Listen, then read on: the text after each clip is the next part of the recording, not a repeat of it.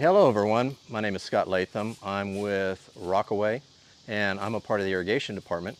And this morning we are at a job site installing flower beds in this area, and we're going to be putting drip system in. This is a Rainbird 1800 Retro.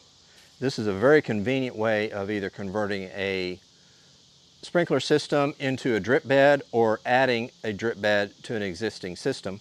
One nice thing about it is we can take this thing apart, and inside the standard spray head body we have a filter and a pressure regulator.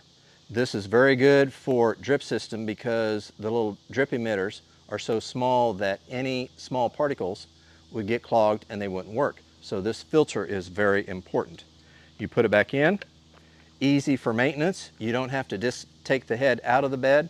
You don't have to disconnect it from the drip line. All you have to do is just swivel right there, lift it up, clean it, put it back in, and you're good to go.